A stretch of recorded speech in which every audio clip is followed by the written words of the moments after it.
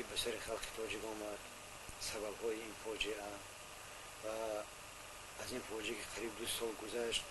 شما به تاریخ اون به سرچشمه های اون نگاه کرده چه رو میبینید و این باره کمی سخن گفتید. بسم الله الرحمن الرحیم. الحمد لله والصلاة والسلام علی رسول الله.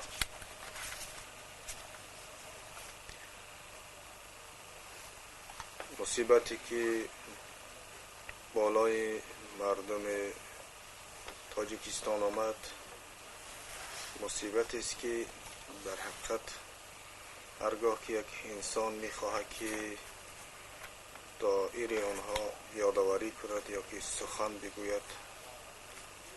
برایش یک مشکلات، یک اندوه زیاد پیدا می شود و درد و غم و غصه ملت و مردم گلوگیرش می شود. ولی به هر حال این تقدیر خداوند تبارک و تعالی بود و ترقیات زندگی و گردش تاریخ این چیزهایی بود که باید که در حیات مردم تاجیکستان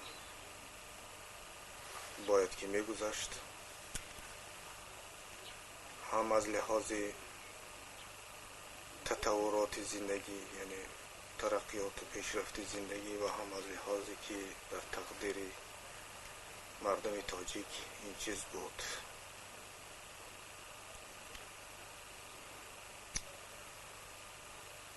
آنطوری که ما میفهمیم این مصیبت هایی که بالای مردم تاجیکستان به وقوع آمد و سبب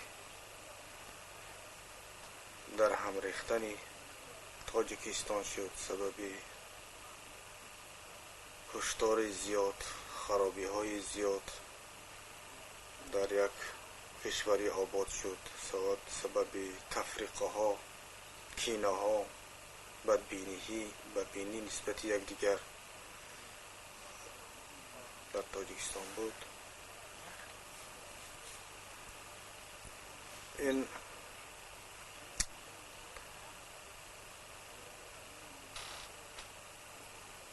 یک پدیده در تاجیکستان با وجود آمد که اون پدیده اسلامی بود و مردم تاجیکستان که در حقیقت اکثرا شاید که از 90% زیادتر مردم مسلمان بودن، به اسلام عقیده داشتن، چون بعضی از آزادی هایی که از طرف حکومت آن وقت به سبب پیدایش شدن بعضی مفاهیم دموکراتی داده شد، مردم مسلمان که از زخته و تضییق رژیم کمونیستی به جان آمده بودند، آنها زود از این آزادی استفاده کردند و به طرف اسلام گرایش کردند و هر جا مساجد بنا کردند، مدرسه ها بنا کردند، دعوت های اسلامی برپا شد و در گرد همایی های آزادی خواهی و استقلالیت طلبی اشتراک میکردند و مفهوم آزادی را درک میکردند، معنای استقلالیت فهمیدن. مردم دیگر بعد از این میخواستند که طبق عقیده و ایمان خودشون، طبق خواهش خودشون یک کشوری داشته باشند، یک رهبریتی داشته باشند، یک حاکمیتی داشته باشند که مناسب به فکر و عقیده شون باشد. بنابراین مردم به صحنه برآمدند و این حقوق‌های از دست رفته خود را از رژیم کمونیستی طلب کردند و اصلا می‌خواستند که چخیلی که در دیگر کشورها رژیم کمونیستی به آبرو شده بود از بین رفته بود، می‌خواستند که در اینجا هم این رژیم را از بین ببرند، به آبرو کنند و رژیمی که سببگاری بدبختی، سببگاری سلب آزادی و استقلالیت ملت گشته بود، این را سرنگون می‌خواستند که بکنند. بنابراین دوش به دوش دیگر سازمان‌ها و حرکت‌های آزادیخواه، مردم مسلمان هم یک جایه شدند و همه با یک صفوف فشرده بر علیه کمونیستان و دار و دستگاه آنها مبارزه و مقابله را شروع کردند. درست است که در اینجا در بعضی مبارزه هایی که آنها میکردند از اقطار دنیا، سیاستمدارهای جهانی آمدند تحلیل کردند، گفت و شنید کردند، دید و بازدید کردند، هرچند که از جمله سازمانی که تنظیمی که در اونجا از نماینده مردم مسلمان بود حزب نهضت اسلامی بود، گرچند که اون هنوز آماده نبود برای آنکه صاحب قدرت باشد یا صاحب دولت باشد یا که آماده تظاهرات و گردی همایی ها و این چیزها نبود، ولیکن خود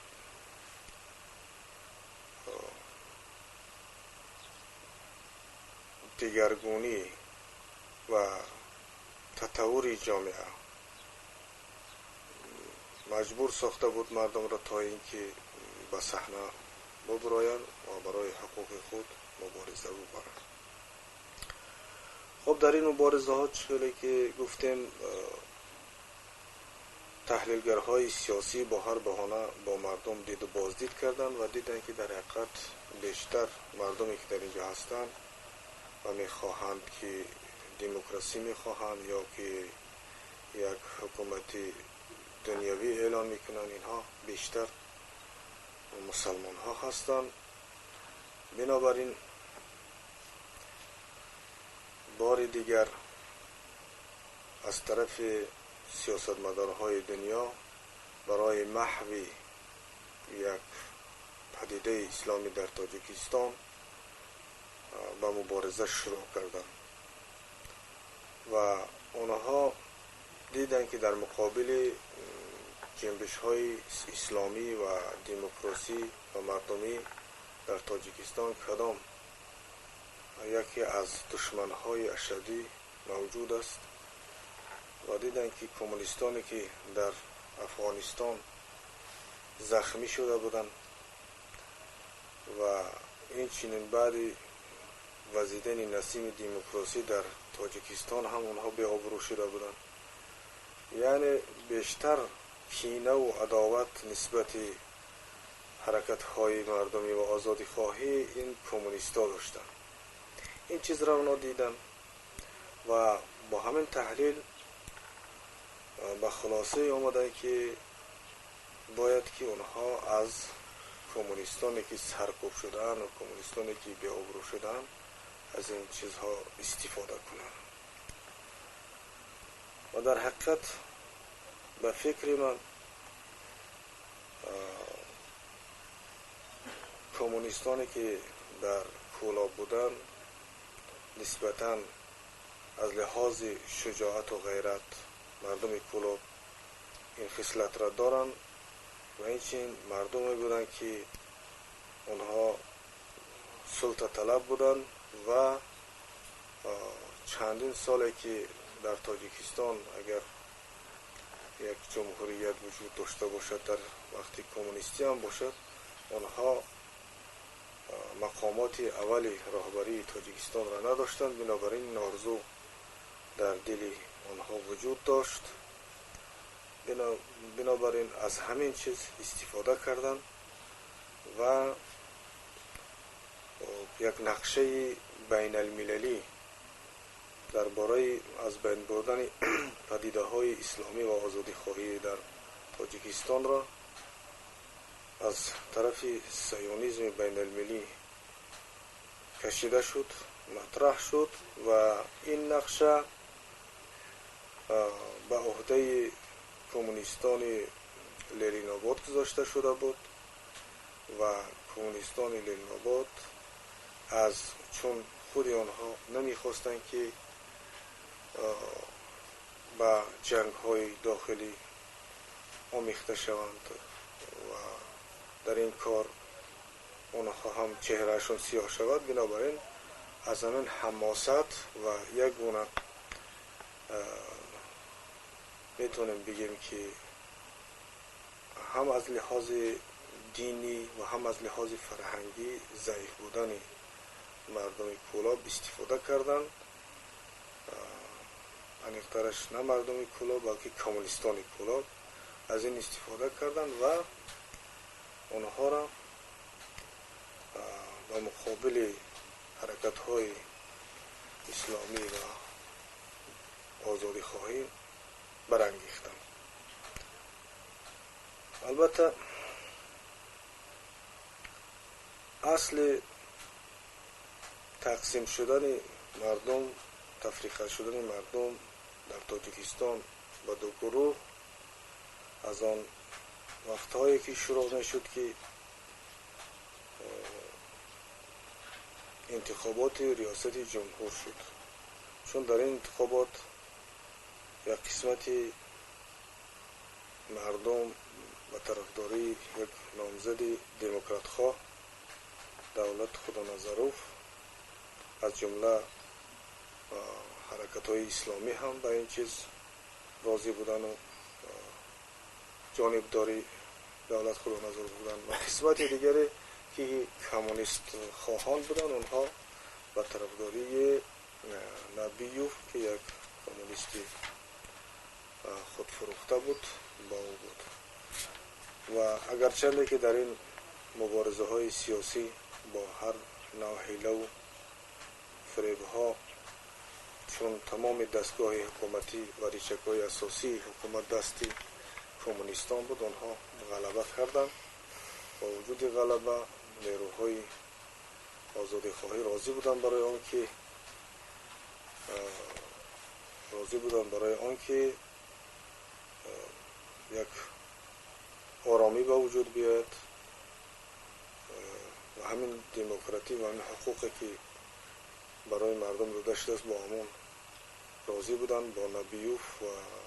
دور دستگاه کمونیستش هم راضی بودن، ولیکن چون آنها به سر حکومت آمدن و کمونیستا خود را قوی ساختن در حکومت، جایگاه خود را گرفتن، شروع کردن به بعضی رفتارهای غیر انسانی مخالف وعده هایی که داشتن، یعنی شروع کردن به حبس گرفتن بعضی از افراد که در مبارزه های اشتراک داشتن، از جمله مقصود اکرام را به حبس گرفتن، میربابا رحیم را حبس کردن و ایشان قیام الدین قاری محمد جان را هم کوشش به حبس گرفتن کردن و همین راه میخواستن که آن عده از نفرها پیشوایان حرکت های آزادی خواهی و استقلال طلبی را با همین راه چطوری که فعلا در ازبکستان کمونیستان ازبکستان میکنند، یعنی همون پیشوایان حرکت های آزادی را از بین میبرند، با این راه میخواستن که اینها را از بین ببرند. و همین بود که این انتخابات ریاست جمهوری در تاجیکستان مردم را به دو گروه تقسیم کرد. یکی گروه میتونیم بگیم که آزادی خواه بودن و گروه دیگر گروهی بودن که کمونیست معابان و با همین یک ضدیت بین این دو گروه پیدا شد و چخیلی که گفتیم سیاست مدارای بین المللی میخواستن که این کار یعنی پدیده های آزادی و اسلامی در تاجیکستان از بین بروه و چگونه استفاده کردن و با این انتخابات ریاست جمهوری مردم را به دو گروه تقسیم کرده و جانبدار کمونیستان افراد زیادی را اینچنین از جمله اکثریت مردم ازبک زبان را هم به این ورطه کشیدن و ملت را به دو گروه تقسیم کردن و چخیلی که به همگان معلوم است گردی همایی که در مقابل تشکیل کردن صنعی و در آخر گردی همایی با دسیسه و مکر و نصیحت های و دشمن های ملت تاجیکستان به دست اوباشان و بخردان سلاح دادن و این اولین خون انسان در تاجیکستان به همون سبب نقشه های آنها ریخته شد. البته سیاست مدارای جهانی که نمیخواستند تاجیکستان آزاد و مستقل باشد آنها خوب درک میکردن ما بتونیم یک کینه ایجاد کنیم در بین مردم که کینه خونی باشد، قصاصگیری باشد، دیگر خود آنها میتونستن که به تشویق در یک نقطه بیستن و مردم با جان هم دیگر بخورن و دیگر را بکشن و در آخر از این آب لایالو شده آنها استفاده کنن و چخیلی که دیدید این نقشه ها را اونا توانستن که عملی بسازن و در طول این نقشه ها یعنی حرکت های اسلامی و اینچین جنبش های مردمی و دموکراسی فقط در موقع دفاع بودن، هرگز به کجای هجوم نآورده بودن و قصد تعرض نداشتن، کسی را کشتنی نبودن، فقط از خود دفاع میکردن. در قریه های خود، در شهرهای خود، در کجای بودن فقط دفاع میکردن. این از طرفی درست است که از طرفی کمونیستان لنین‌آباد با واسطه تیاره ها و دیگر چیز به کولاب کمک هم مواد جنگی و هم مواد ارتزاقی آورده میشد و کمونیست های کولاب هجوم آورده بودن بالای مردم به دفاع قرآن تپه و با همین خونریزی ها با زیادتر شد. معلوم است که در تمام از روزهای گردی همایی که در تاجیکستان به وقوع پیوسته بود در دو میدان، میدان شهیدان و میدان آزادی، ما همون وظیفه صلح و آشتی انداختن بین این دو گروه ها را ادا میکردیم و کوشش میکردیم که چون عاقبت کار را میدونستیم و چون میدونستیم که محرک اساسی این کارها، این مصیبت ها دشمن های ما هستند یا اینکه انسان های بی عقل هستند که اونها نمیفهمند که عاقبت این کار به خرابی تاجیکستان برده میرسونه. بنابراین ما کوشش میکردیم که بین این دو گروه صلح باشه و مردم تاجیکستان مصیبت زده نباشند، خون جوانای آنها نریزد، اونها مانندی که حاضر شدن در بدر و به خانواده رو غم زده نباشند. بنابراین چی در دوشنبه و چی در قرغان تپه هم که آمدیم فقط کار ما آن بود که دو طرف را بفهمونه که این جنگ ها با منفعت